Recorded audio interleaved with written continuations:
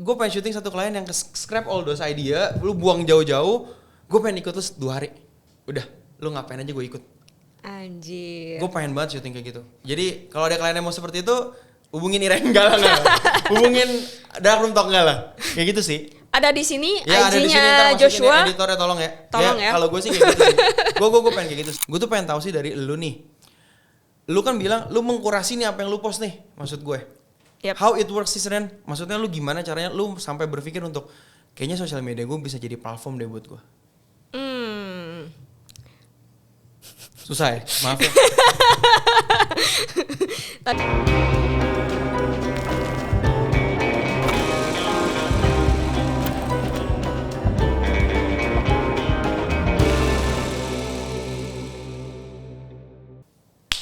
Selamat siang semuanya. Siang, sore, pagi, malam, karena nggak tahu nontonnya jam berapa. Iya, kita juga nggak tahu ini di luar ini Iya, masih terang apa enggak sebenarnya. Oh, sudah sangat 7 guys. Oke, kita hari ini lagi ada episode iseng-iseng. Iya, menginvasi podcastnya Agung, Mike sama Denny. Iya, tolong dong The Dark Room Talk, kita juga butuh exposure nih. Iya. Kembali lagi ke acara kita, lihat-lihatan berempat dengan mata empat. Anjir, apaan coba? Oke. Sekarang kita mau bahas apa nih, Josh? Gue nggak tahu, jadi mungkin membahas ini aja. Gue sama Iren ternyata kenal sudah lama. Terus ternyata Iren sekarang terkenal sebagai fotografer dan yang mempunyai studio paling terkenal se-Jakarta.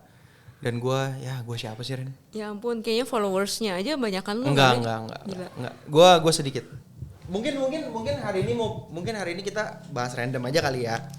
Hal-hal yang gue kenal Iren itu dulu Iren fashion photographer. Nggak pernah actually, gue cuma belajar doang. Ikut kelas. Iren ikut kelas, ketemu kelas sama gue, dan gue follow Instagram dia. Kita sempat punya ada relatif terkenal, terus tiba-tiba sekarang Iren menjadi satu most wanted photographer lah. Sempet kan ya jadi fotografer cewek yang menurut gue anjir keren banget nih orang. Jujur, gue ngomong gue nggak ngejilat, tapi menurut gue gimana sih Ren proses lu sampai di momen sekarang? Menurut gue menjadi seorang fotografer yang punya warna menurut gue. Padahal foto gue hitam putih. Gak apa-apa, karena orang melihat dengan perasaan. Anjay, ya gak sih? Gimana? Coba lu cerita deh. Gue kalau mau cerita dari awal gue masuk fotografi sampai sekarang, gue ngerasa kayak gue gak punya ekspektasi sih tipenya. Kayak lu ngejalanin aja, lu berkarya memang lu kepengen berkarya gitu loh. Ketika lu bikin satu project, gue emang dedicate lumayan banyak waktu untuk satu project itu. That's why buat gue kayaknya gue bakal limited amount of clients nih sebenarnya. Gue dedicate, gue berkarya sampai benar-benar menurut gue, gue pantas nih untuk masukin ini di social media gue gitu. Jadi buat gue kayak ya tujuan gue sebenarnya ya sebatas itu sih, pengen berkarya aja. Nah, gue barusan ke-trigger dengan kata-kata lu meng-curated apa yang lu post di social media lu. Iya. Yeah. How your social media works? My social media works. How? Kayak some people nge-treat social media itu sebagai mungkin kalau gue ngomongnya kalau dengan bahasa gue it's a flexing platform. Yep. You know what? Yep. I mean like fotografer akan memamerkan karya, videografer akan memamerkan ini video gue nih bagus loh. Maksud gue di satu sisi gue itu bukan orang yang into social media. Yep. Gue nggak into banget social media. I'm a really old soul. Gue suka nyampah di social media gue, apalagi soal bola apapun itu. Kayak I'm always true to my followers. Gue tuh kayak apa? Nah, gue tuh pengen tahu sih dari lu nih. Lu kan bilang lu mengkurasi nih apa yang lu post nih, maksud gue. Yep. How it works sih Ren? Maksudnya lu gimana caranya lu sampai berpikir untuk kayaknya sosial media gue bisa jadi platform deh buat gue. Susah ya, maaf ya. Tadi gue ajakin iseng-iseng jadinya serius juga aja. Enggak, karena jujur gue penasaran, gue penasaran. Ya langsung berhenti. Oke, guys. Gue penasaran. Gue penasaran maksudnya, gue tuh penasaran sama fotografer seperti lu atau misalkan beberapa fotografer yang gue tahu lalu pernah di Tera, lu juga suka bantu beberapa vendor besar di Jakarta. Kayak orang tuh bisa tahu gitu loh Ren. Orang pas buka Instagram lo, oh you're a really good photographer, you're a really awesome photographer. As a female photographer yang masih jarang di Jakarta, orang tuh bisa kayak relate dengan anjir bagus banget ya fotonya. Maksud gue itu kan pasti kan ada proses kan. There's always a proses untuk lo menuju ke sana. Karena kalau gue jujur aja gue ngepost, gue kadang bisa ngepost nih seminggu gue post aja 7 karya gue. Kayak ya gue post karya gue enggak lah. Hasil gue post 7. Tapi udah habis itu gue bisa diem. Udah gue cuma nyampah doang. Nah maksud gue gimana caranya lo nge-treat sosial media lo? Basically mungkin gue gak pernah ngejar yang kayak impression, likes, followers dan lain-lain. Jadi itu kayak bikin gue less pressure ketika ngejalanin social media gue. Gue ngerasa kayak kalau emang gak layak tampil ya udah nggak usah gitu. Dan juga apapun yang mungkin gue mau ngepost itu ada meaning di baliknya, ada thoughts gitu loh. Jadi makanya dia bisa naik di situ. Buat gue sih kayak mungkin ada vendor yang kayak setiap hari harus ngepost, setiap hari harus ngepost, harus story dan lain-lain. Ya gue rasa lu dan gue sama gitu loh. Kita tuh lebih mementingkan itu quality sih, right? Soalnya banyak, maksudnya gue udah mulai bener-bener bisikan, apalagi kalau kita main di wedding A ya, kelas A wedding. Coba dong story tag vendor yang lain. Itu satu hal yang gue udah sering banget tuh dengar, tapi gue kayak ngapain sih gitu. Gue suka kayak gitu, maksudnya ego gue. Nah maksud gue kayak it's a good thing, kayak gue tahu ada orang yang memang punya how to treat social media menurut gue. Nah mungkin ada satu pertanyaan lagi sebelum lu mungkin akan nanya sama gue. Gue mau nanya gini Ren. How lu define Iren Insan as a photographer? Aduh susah banget. Ya, enggak dong. Aduh, apa ya? Gue sebenarnya bisa bilang ya just basic personal photographer. Is it kayak not enough for you? Enggak sih buat gue. Kenapa? Kayak udah just basic. Sampai sana. Mungkin orang akan bakal ada pertanyaan-pertanyaan lagi, tapi buat gue how do I define myself sekarang? Ya it's a personal photographer gitu. Sampai situ aja. Oh lu nggak mau terlalu membuat ekspektasi terlalu tinggi ke diri lu juga ya? Mungkin di satu sisi seperti itu kali ya. Lu lebih pengen kayak ya udah I'm just do something that I love. Yep. Dan gue appreciate apa yang gue lakuin. Dan gue nggak mau kayak ngasih omongan kayak oh gue fine art photographer. Yeah. Mungkin gue belum sampai levelnya di sana sebenarnya. Kalau lebih kayak know your ground aja nggak sih? Iya. Karena sekarang sudah mulai jarang orang yang tahu groundingnya seperti apa. People always thinking about labeling gak sih? Ya nggak sih kayak? Iya benar. Kayak gue lu pasti pernah karena sempat a few weeks ago ya sempat viral videonya dari The Vendor Talk tuh nggak sih? Ya. Everyone follows them right? About anjir buat gue tuh keren banget. Videographer, cinematographer sama filmmaker. Like we're weddings man. We're just a fucking videographer. Just do what we have to do. Maksud gue kayak itu mungkin kita di Indonesia itu karena market kita lagi blooming sehingga kita jadi kayak aduh gue kayaknya harus nge-define diri gue nih, sedangkan people's back then yang mereka sudah settling down sebagai wedding photographer di luar negeri, mereka kayak no I'm just a photographer. Tapi gue suka banget lu tetap stay true ke yourself, karena menurut gue pada saat lu nggak stay true ke yourself lu bakal berkarya over yang terlalu mahte, tau gak sih?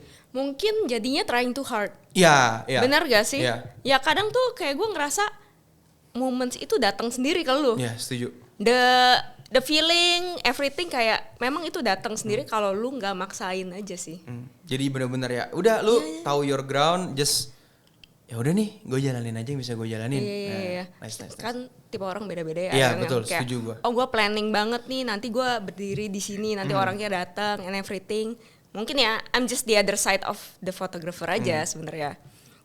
Tapi kalau lu, nah kita gua belum mendefine diri gue. belum dengar banyak nih dari tadi nanya terus nih sebenarnya nih. Apa? Oke, mungkin kalau gue nanya how do you define yourself, lu akan menjawab yang sama mungkin ya, a videographer. Tapi yang mungkin gue belum pernah tahu, what is your voice in the industry? Is it kayak, oh gue kepengen ngejalanin ini, let's say I'm just making money. in here? Mm-mm. Or do you have any your own opinion di dalam karya lu sendiri? Kalau gua dibilang mungkin ada 2 poin sih. Poin pertama, gua nggak menganaktirikan ya, maksudnya poin 1 poin Yeah. itu sama-sama penting. Yang pertama itu adalah gua ingin bring back memories. Oke. Gue suka memories. Yep. Mungkin gue kedoktrin dengan zaman dulu kayak punya video itu bagus loh buat lo kenang. Ya. It's a really good thing untuk lo kenang. Makanya pada saat gue sekarang sebagai videographer independen, gue jual nama gue sendiri, gue cukup bisa mengkurasi klien gue. Dalam artian gini, kalau ada klien yang kayak tiba-tiba datang ke gue dengan referensi banyak, gue mau kayak gini, gue mau kayak ini, kayak gue bisa bilang that's not my style, I'm really sorry. Gue bilang daripada lu paksain hire gue, mendingan lu hire orangnya langsung. Yep. Maksud gue kayak gitu. Nah, dan menurut gue yang tadi sempat mungkin ada beberapa orang sempat bilang, setiap 15 tahun sekali atau setiap 5 tahun sekali gaya wedding tuh berubah loh. Nah, gue setuju.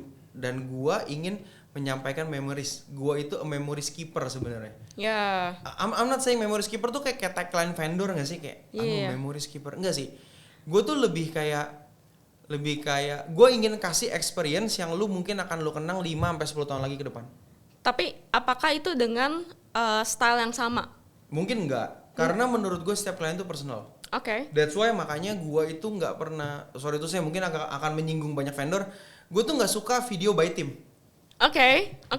Karena menurut gue, been there done that.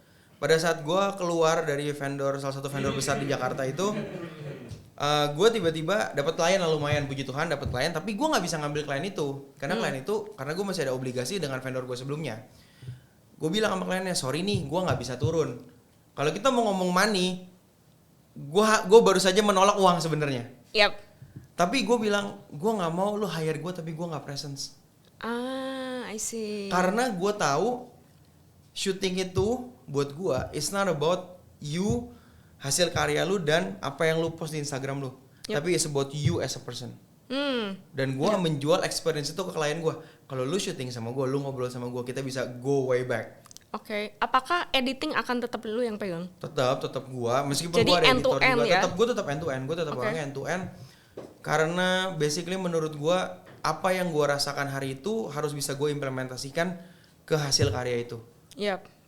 Kadang-kadang ada nggak sih klien yang kayak tiba-tiba kayak, aduh kok ini terlalu eksperimen? Ada pasti. Yap. Tapi gimana caranya kita berkomunikasi sih menurut gue? Lebih kayak kita, gue di sini untuk meng-capture sesuatu yang supaya bisa lu kenang. Ya. Sebenarnya kayak gitu sih. Yap. Makanya gue juga lebih kayak kalau lu bilang, gue lebih experience. Gue pengen video gue tuh kayak lu nonton bioskop tapi Dolby Digital yang lo kan selalu inget. All around you. That shit. Gue tuh pengen kayak gitu. Yep. Makanya kalau lu bilang tadi mungkin kita sempat ada yang lihat episode sebelumnya, ada Iren, ada gue tuh lumayan selektif sama lagu. Nah makanya those kind of things yang buat gue pengen nih kasih ke lu ini loh, gue pengen kasih lu experience-nya. Jadi lu nggak cuma inget wedding yang bagus, tapi lu kayak anjir dulu syuting sama si Jos kayak gini ya, kayak bahasa kasar anjing si Jos tai banget orangnya kayak gini ya. Nah itu tuh yang gue pengen bawa. Yang kedua yang pasti making money lah. Ya kita fair-fairan lah, kita hidup di dunia, kita butuh uang gitu loh. Ya nggak sih? Tapi berarti kalau gue boleh tahu, bank lagu lu itu yang ada di kepala, apakah itu hanya berputar di genre-genre yang kayak rock, band dan lain-lain? Enggak sih. Sebenarnya kan audience klien itu kan macam-macam ya stylenya mereka. Mungkin tiba-tiba mereka mau klasik, mau jazz, mau yang lain-lain. Apakah kalau misal mereka minta, gue kepengen jazz nih gitu, menurut lu itu keluar gak dari style lo? Enggak sih. Gue appreciate new things. Okay. Gue bahkan gue beruntung punya bini gue tuh tipikal lagunya beda sama gue. Jadi dia denger apa? Bini gue tuh klasik dengernya. Oke. Jadi setiap kali dia kerja dia dengerin Chopin. Oke. Gue kayak Chopin. Chopin tuh kayak ini kayak lo cupin tuh lo kayak makanan ya jadinya ya. kayak gitu sih. Jadi gue banyak bertukar pikiran sama bini gue kayak dia mau lagu jazz nih pakai lagu apa ya. Nah bini gue tuh bisa tahu kamu coba pakai si misalkan pakai Harry Connick Jr. Atau pakai mungkin jazz yang basic kan kita kan kayak si Jimmy Callum kayak gitu-gitu, atau misalkan lu pakai Nat King Cole. Hal-hal kayak gitu tuh gue selalu mencoba untuk tahu sih Ren. Maksudnya kita udah punya platform namanya Spotify ya. Itu Spotify sangat amat ngebantu once kita search satu lagu dia bisa nge-search yang lain kan. Ya. Kenapa kita nggak enjoy aja sih platform yang udah dikasih gitu loh. Kalau gue biasa kayak gitu sih. Kayak ternyata oke juga lo pakai jazz. Kayak gue kepikiran aja kadang-kadang kayak aduh gue pengen deh dapat klien pakai lagu La Vie en Rose gitu loh. Kayak ada yang cocok gak ya gitu loh. Memang dengan potongan gue ya memang ya ini banget lah Britpop banget, American rock banget, tapi tenang lah, gue punya soft spot kok. Tenang aja, gue pasti bisa. Kalau lu minta dangdut baru kita pikirin. Oh gitu. Tapi kalau kliennya seru, bisa. Minta dangdut, bisa. Gue sih happy banget ya. Iya, jadi kayak sebenarnya semua basically akhirnya ke hari H. Sebenarnya makanya itu yang selalu gue bilang ke klien kayak aku gimana kok lagunya cocok apa enggak. Kita foto dan videographer wedding, kita tuh adaptif menurut gue. Yep. Kita bisa berkarya lebih dari 2 tahun karena kita adaptif. Tadi kayak psikologi saya belasan tahun maksud gue. Kita tuh adaptif dalam artian kita tuh tahu how kita menyesuaikan diri kita di lapangan. Menurut gue pakailah skill itulah. Kita nggak bisa ego kita nggak bisa pokoknya gue maunya ini. Ya, tapi kalau misalkan ternyata awalnya misalkan kliennya minta lagu, gue mau lagu klasik, ternyata weddingnya fun. Ya, adaptif lah. Coba kita cari lagu, pikirin tuh selama syuting. Wah, gue pernah dapat kayak gitu. Anjir dia maunya lagunya begini lagi, tapi syutingannya begini gitu loh. Nah itu gimana cara lu komunikasi kan? Akhirnya balik lagi. Akhirnya biasanya gue menjelaskan ke kliennya, guys, kayaknya pakai lagu ini kurang cocok deh, karena kamu fun banget nih. Biasanya kita kasih lihat footage-nya nih, kayak gini nih udah fun banget, sayang banget pakai lagu gini. Gimana pakai kayak gini? Nah maksudnya kayak gitu-gitu kan kita harus bisa sebenarnya. Ya benar. Tapi gue kayak keinget lagi sih sebenarnya. Mungkin orang-orang pada ngelihat kita as a let's say personal photographer and personal videographer, orang tuh cuma tahu oh ya karyanya personal ya, tapi mereka tuh nggak tahu kalau di balik itu how do I say it, kita tuh banyak discussion dengan klien, kayak negosiasi yang kita ketemu di tengah deh sama klien, gitu. Jadi mau dibilang kita very idealistic juga enggak. Sebenarnya. Karena belum bisa lah kita ngomong idealis lah. Maksud gue in the end mereka yang bayar kita kok. Yep. Maksudnya kita harus sadar di situ dulu. Kalau menurut gue itu groundbreaking yang menurut gue kita semua harus sadar. In the end klien itu spend money budget on you. Whoever you are. Ya kecuali ente Indra Leonardi ya. Atau ente David Salim misalkan. Yang emang orang udah kayak, udah gue percaya 1 juta % sama lo. Ya masalahnya when people hire us pun ada lah mistrust. Gue yakin kok. Apalagi kayak kita, dia kan dulu di sini, dia kan dulu di sini. I mean like our market is really clever right now. Maksud gue harus akuin, klien bisa tahu lu dulu di mana, lu gimana, track record lu bahkan gitu loh. Maksud gue, wah menyeramkan sekali gitu loh maksud gue. Tapi Indian ya gue harus setuju banget sama lu. Negosiasi itu adalah part of our job. Kita wedding dan fotografer videografer tuh kita nggak cuma apa ya sebutannya, kita tuh nggak cuma pelaku seni, kita tuh orang bisnis juga men. Pasti kita harus tahu groundbreaking kita di mana. Kita nggak bisa kayak nggak bisa gaya gue kayak kristalin, harus minum kristalin, kalau nggak gue nggak mau minum, ya nggak bisa lah. Nggak bisa kayak gitulah. Gue ngerasa ya dengan adanya variety seperti itu kayak gue jadinya shoot dari satu klien ke klien lain itu nggak bosen gitu loh.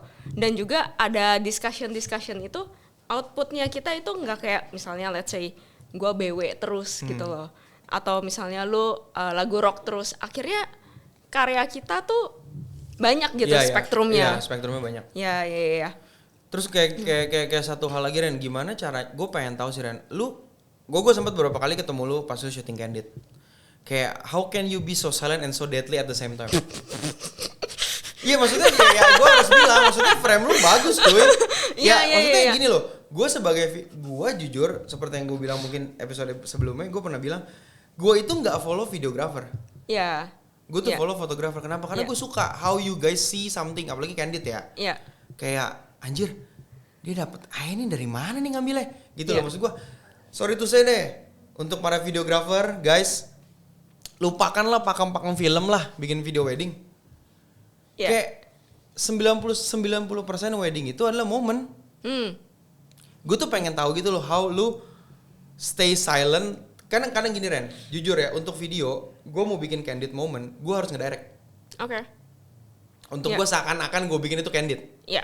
Tapi gimana caranya lu bener-bener kayak lu memposisikan your space like write this up, Yep. I know it's gonna happen, boom. Gimana? Jujur itu banyak faktor hokinya juga sih Iya, pasti. sebenarnya. Dan juga yang pasti kita ngelihat situasi aja sih. Kayak di mana orang nggak berada di situ saya akan berada. Anjir serem banget. Anjir. Cuma satu hal sih yang lu kan sempat bilang, lu kepengen dapetin momen candid, lu aja harus direct. Kalau gua treatmentnya mungkin beda. Gua tuh berkaca dari quote-nya Walter Mitty. Wah anjir, film bagus tuh. Ya. Oh shit, gue tiba-tiba lupa. Si itu ya si Sean Penn yang ngomong ya? Ya, yang pas dia ya. motret kan? Gue inget dulu. Beautiful things doesn't Seek for attention. So itu yang selalu ada di pikiran gue ketika gue motret. Jadi ketika dia nggak nyari perhatian, nyari perhatian kan, that's the moment. Oke. Gitu. Nice.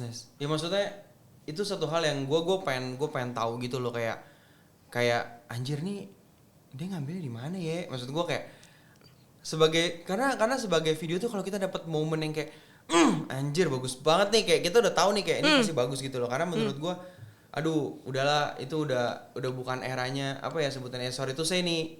Ya gue mungkin tidak berpengalaman untuk ngomong gini, tapi I have to admit it. Yeah. Kita udah terlalu banyak direct lah. Yeah. Direct itu terlalu banyak.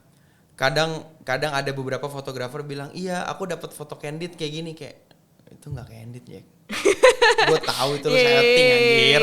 Gitu loh maksud gue kayak tapi gue suka foto lo tuh karena itu. Yep. Karena lu tuh kayak lu karena yang kayak glimpse, kadang kalau lu lagi adat tuh kayak glimpse pas dia nengok, gue kayak kenapa gue gak di situ ya? Gue suka kadang ngerasa gitu sih. Ya, anyway itu kadang gue ngerasa ya hokinya gue lumayan gede aja. Tapi satu hal sih yang gue pelajarin, gue tuh dulu belajar sama Korenat Karman gitu. Dia tuh bisa tahu nih dari sepanjang hari gue shoot itu tuh apa yang gue pikirin, apa yang gue rasain dia bisa baca dari semua filesnya gue. Lu tuh yang pas ini lu mungkin lagi kecapean ya, lu lagi kayak pikiran lu ini lagi kacau kali ya gitu. Terus dia bilangnya cuma satu hal, lu kalau semisal memang udah lagi capek, lu beneran harus take time untuk break gitu. Jadi kayak lu tenangin diri dulu, ketika lu tenang lu bisa foto lebih bagus. Memanusiakan manusia. Mungkin di sana gue belajarnya kayak apa ya, meditative mind sih. Iya. Ketika lu pikirannya kan momen wedding tuh cepet banget kan. Iya cepet banget. Tiba-tiba udah masuk, tiba-tiba lo apa ini kembang api, lo apa ini apa itu gitu kan. Itu yang ketika lu panik gitu, itu bikin foto lu itu istilahnya berantakan gitu loh. Tapi ketika lu benar-benar take time untuk memperhatikan, that's how you get the shot. Ya lebih benar-benar lu kalau mungkin gampangnya lu tahu dalam diri lu kayak apa dan lu bisa mengaplikasikannya dengan momen yang akan berjalan sebenarnya. Iya. Jadi lu always ready to know, kayak kalau lu dalam posisi kayak anjir gue udah burn out nih. Makanya that's why lu main mengkotak-kotakan ya, kayak gue butuh break nih gitu kan. Ya, I know. Enggak juga sih, kadang tuh kayak mundur ke belakang, gue ngerasa candid itu kan sebenarnya basically lu ngelihat sesuatu yang nggak dilihat orang lain kan. Iya, setuju. Iya, tapi kalau lu terus-terusan ngelihat apa yang di depan mata lu, kapan lu ada waktunya untuk ngelihat yang nggak ada? Iya, kalau lu beneran tempelin terus itu bright lu, kapan lu ngelihat misalnya bokapnya di belakang lagi megang galon aqua misalnya gitu. So itu sih yang gue pelajari. Know your surrounding lah ya. Know your surrounding juga sih. Nice. Gitu. Terus dari lu ada nggak ke gue? Gue nanya mulu deh tadi. Gue jujur ngelihat proses perkembangan foto lo itu, gue akan kenal lo itu dari foto. Iya dari foto. Iya. Gak banyak orang tahu gue motret. Soalnya gue goblok motret soalnya. Itu dari konser, terus ke fashion, terus habis itu ke wedding, terus habis itu lo ke video. Tapi ketika di video, menurut gue lu jedar banget. Wah, terima kasih. Beneran deh. Fashion menurut gue lu bagus. Konser jujur gue nggak pernah lihat gitu. Wedding buat gue ya Ya makanya saya penyerah. Mau kosong ini. gue nggak bisa sugar coating. Iya, emang sampah. Emang. Enggak. Gue sadar, gue habis motor kayak anjing lah, gue ngapain di sini gitu. Aduh. Bagus. Oke. Tapi buat gue. Oke itu nilainya 6,5 gitu loh. Kayak lu ujian kayak udah lanjut, yang penting gue lulus, yang penting dibayar. Gue kalau bilang sesuatu biasa aja ya biasa aja. Tapi kalau menurut gue bagus banget, gue akan bilang gitu loh. So gue akan bilang lu video bagus banget. Wah, terima kasih. Beneran. Respect guys. Gue rasa kayak kadang orang bilang, oh belajar video itu sebenarnya dari angle foto sebenarnya. Tapi aplikasi lu ke video nggak ada angle foto sama sekali. Nah itu makanya gue nggak bisa motret. Untung lah gue nggak motret lagi. Iya. Menurut gue lu kuatnya beneran dimainin emosi dan storytelling dan music of course gitu. Jadi buat gue pun penasaran gitu loh. Apa? Lu nggak ada bibit foto nih, istilahnya nih ya nggak ada bibit foto. Tapi lu ketika ke video kayak cetar. Kok bisa anjir gitu. Karena mungkin itu Ren, gue suka menikmati visual sih. Gue menikmati visual tuh bukan as a gue kuliah, misalkan gue kuliah film atau misalkan gue suka nonton film festival. Enggak, gue bukan yang tipikal seperti itu. Gue tuh suka menikmati visual apa yang terjadi di depan gue. Karena mungkin itu yang gue dapatkan pada saat gue kuliah jurnalistik. Yep. Ya kan, karena kan gue harus ada demo suruh turun. Anjing turun demo bukan Cina ya kan, kayak takut mati gue ya. Ya kan sesimpel itu kan maksudnya kan. Ya biasa gue pakai buff, maksudnya kayak itu tuh visually pleasing buat gue. Makanya kenapa kalau tadi sempat di episode sebelumnya bahas gue tuh suka stage dan gue selalu nangis kalau gue nonton konser karena gue menikmati visual itu, gue menikmati how the emotion start running out gitu, ngerti gak sih? Makanya itu yang mungkin lo bilang kayak gue tuh suka karena lo ada emosinya, pemilihan lagu lo oke, dan lo bisa ngambil yang bukan foto ambil. Ya karena itu gue tidak mencampuri, gini loh, gue tahu gue akan bikin sebuah visual, tapi gue nggak mau mencampuri visual gue itu dengan visual yang udah orang bikin. Yep. Karena menurut gue gitu, gue lebih nyontek visual realis. Realistisnya apa nih yang kejadian nih? Pas demo itu kayak apa? Pas gue nonton konser kayak apa? Gue tuh nonton konser hal paling random. Gue tuh suka nonton ngeliatin muka orang. Iya. Gue suka banget, nggak tahu kenapa. Gue lagi duduk nih. Gue kayak lagi nonton Blink nih. Kayak, gue nyanyi, tapi gue begini. Oh ternyata si ini emosinya begini, oh si ini emosinya begini, oh sebelah gue emosinya beda loh. Terus kayak gitu loh, jadi gue suka merasakan hal itu. Makanya gue bilang mungkin yang sedikit membedakan gue kalau tanya ada gak sih Jos film kesukaan lo? Jujur film kesukaan gue ada Dark Knight triloginya Christopher Nolan. Sama. Iya tos dulu, itu film terbaik sepanjang masa. Juga. Itu yang gue suka, maksud gue kenapa? Karena film itu emosi. Dan kalau lo perhatiin superhero-nya gak menang, kalah tiap film gitu loh. Maksud gue tuh suka hal itu karena dia meng-capture sesuatu yang selama ini gak orang capture. Kayak selama ini biasa kan kalau wedding ya beauty. Gue kayak aduh kalau kayak gini berarti gue akan bikin setiap orang dengan formula yang sama. Menurut gue gue pengen emosinya dong, gue lebih pengen suka yang emosi kayak gitu sih. Itu yang membedakan. Mungkin itu yang akhirnya lo bilang wah lo lebih oke di video ya, karena gue suka sesuatu yang gue suka hal yang aneh sih, kayak anjir gue nonton konser kayak gue ngeliatin oh kayak gini ya, emosinya kayak gini ya. Gue tuh suka banget kalau lagi preparation, gue tuh paling sering syuting orang tua. Gue jarang banget syuting bride-nya. Oke. Kayak orang tuanya masuk tuh gue pasti ke orang tua dulu kayak gue mau lihat dong respon bokap nyokapnya kayak apa nih gitu. Kalau biasa kan kita kan fokus ke bride-nya kan, bisa kan misalkan videografernya 2 pagi di situ. Oh yaudah satu detail, shotnya detail, satu shotnya wide biar dapat semuanya. Nah biasa gue pakai gocap, gue pindah-pindah, tap 2 detik, oh ada nyokapnya masuk nih kayak gini. Gue suka emosi sih sebenarnya. Iya. Tapi ini ya, gue jadi kepikiran. Semisal lu tuh bisa bikin video documentary satu artis yang lu suka. Wah, gue pengen siapa ya? Shit. Gue nggak pengen artis sih, gue pengen satu vokalis band sih. Oke. Gue pengen bisa shoot dokumenterinya Dave Grohl. Oh oke. Foo Fighters, gue suka banget sama dia. Gue pengen tahu karena gue lumayan banyak nontonin dokumenter soal dia kan. Enggak, bukan soal dia sih, soal Nirvana. How setelah Kurt Cobain meninggal, dia mental breakdown, dia bisa bangkit lagi bikin Foo Fighters meledak, tiba-tiba dia sekarang ditinggal lagi sama bassmate-nya, drummernya. Anjir, gue nggak sempet nonton dong Taylor Hawkins, sialan. dia meninggal. Kayak gue pengen tahu tuh ups and down-nya. Gue pengen tahu dia kan keren banget nih. Freaking charismatic ya kalau di panggung kayak gue merinding ngebayangin dia sekarang. Kayak anjir nih orang gila banget. Nah, gue tuh pengen tahu lu tuh di rumah kayak apa sih? Belum pernah ada ya yang cover itu ya? Gue pengen kayak gitu. Gue pengen bikin kayak gitu kayak lu tuh di rumah tuh seperti apa sih? Dave Grohl yang kita tahu di panggung tuh di rumah tuh siapa sih? Itu tuh yang gue pengen bikin. Gue tuh selalu pengen bikin kayak gitu. Atau kalau misalkan kalau kita ngomong artis mungkin yang sekarang lagi naik daun, Cillian Murphy. Gue tuh suka film Cillian dari 28 Days Later. Anjir itu film jelek banget dulu. Nah setelah di Oppenheimer kan baru kan people start talking about his private life, right? Kayak oh ternyata dia tuh tinggalnya di desa di Ireland kan.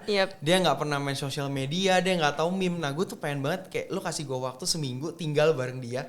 Gue tuh pengen lihat anjir lu tuh gimana sih di rumah. Nah, gitu sih. Makanya gue sempet waktu itu gue kepikiran konsep bikin pre-wed, tapi gue ngikutin dari lu bangun pagi. Jangan pilih tempat. Gue masih mencari klien yang mau. Kayak guys jangan pilih tempat, mau nggak? Gue 2 hari bareng lu. Sumpah gue pengen banget 2 hari bareng lu kayak. Misalkan, oh ya udah mau di mana? Mau di Jogja nih, atau misalkan di Jakarta. Gue pernah kebayangin, mungkin kodenya sama Agung tahu. Ada satu teman main basket kita si Daryl. Si Daryl bilang, gue pengen bikin video aneh. Gue pengen bikin video ASMR pre-wed lu. Kayak lu dari bangun pagi ini lu bangun suara kasur lu lagi sikat gigi, lu lagi mandi. Gue tuh pengen bikin kayak gitu. Kayak gue pengen bikin sesuatu yang kayak yang orang nggak mau kasih lihat. How vulnerable you are as a person. Gue tuh pengen syuting kayak gitu. Oh gila itu keren banget. Gue pengen banget. Jadi gue nggak perlu lu make up, lu kayak set up ke satu tempat dengan mood board dengan kayak oh ya gue mau fotonya kayak gini, syuting videonya kayak gini, kayak video klip musik ini. Enggak. Kayak gue pengen syuting satu klien yang scrap all those idea, lu buang jauh-jauh. Gue pengen ikut terus 2 hari. Udah, lu ngapain aja gue ikut. Anjir. Gue pengen banget syuting kayak gitu. Jadi kalau ada klien yang mau seperti itu, hubungin Irene enggak lah. Hubungin Dark Room Talk enggak lah. Kayak gitu sih. Ada di sini ya, IG-nya Joshua. Editornya tolong ya. Tolong ya. Kalau gue sih kayak gitu sih. Gue pengen kayak gitu sih. Maksud gue kayak lu bisa ngambil candid moment tanpa lu harus effort mempositioning diri lu mendapatkan candid moment, tapi how you let the moment comes to you. Ngerti gak sih kayak kadang tuh gue tuh suka. Jadi ada satu konten kreator Jepang yang gue follow, gue tuh lupa namanya siapa. Dia tuh taruh video kamera dia di living roomnya dia. Oke. Jadi dia bikin video soal pagi-pagi dia tuh ngapain sama bininya. Yang kayak di set sininya ada meja kopi, di set sininya ada dapur, dia bikin kopi, how they interaction tiap pagi. Gue tuh suka kayak gitu, kayak aduh anjir gue pengen banget bikin private kayak gini gitu sih. Itu kan kayak kesannya very apa ya, not grande gitu loh. Sesuatu yang keseharian dan biasa aja, tapi menurut gue di situ yang kayak oh you're just a human gitu. Itu yang menarik sih. Kesannya grounded sih. Gue lebih pengen bener-bener kesannya grounded, kayak balik lagi ke konsep video. Video itu apa sih? Mendokumentasikan kegiatan. Itu yang menurut gue udah kurang, karena people start to think bajunya apa, stylingnya kayak gimana, referensinya mau apa. Terus gue coba kayak we going back again, kayak apa sih gunanya bokap kita dulu beli handycam? Kayak gue suka hal kayak gitu sih. Gue kayak gitu. Itu lucu banget sih. Gue masih mencari, ya semoga ada lah nanti yang mau. Oke guys, semoga ada kliennya yang yang mau video kayak gitu. Fotonya Iren. Ntar kita collab aja. Kita collab. Oke. Kayaknya udah ya, kita penutupan kali ya. Ya, gue penutupan aja lah. Udah, Iren aja nutup. Gue udah buka. Oke, gue tutup. Jadi setelah sesi ngomong ini emang agak ngomong kosong ya guys. Enggak. Jadi buat gue untuk yang mendengarkan, ya kita bisa salah. Tapi kita bisa juga benar. Tapi kayaknya banyak yang kita benar sih kayaknya. Enggak. Jadi kayak gue percaya apapun yang kita bisa sharingkan itu bisa kalian nikmati, dan semoga konten ini enggak kalian tombol bawah tapi atasin. Kesian nih Agung udah bikin biar dapat duit guys. Oke. See you next time. Kalau viewersnya lebih dari targetnya lebih dari berapa kita ulang? 100.000. Nggak mungkin 100.000, nggak mungkin lah. Mukbang 100.000 nggak. Viewer paling tinggi berapa? Berapa sejuta? Woi jangan kadang-kadang ada lu. Jangan kadang-kadang lu gila. Berapa paling kita tinggi? Kita mau aminin aja. 150. Oke, kalau lebih dari 150 akan ada episode kedua. Apa? Oh iya. Lebih dari 150 akan ada episode 2 dan ada video kode ini lari-lari keliling HI nggak pakai kolor lagi, pakai kolor. Oke? See you guys. Dah. Bye bye.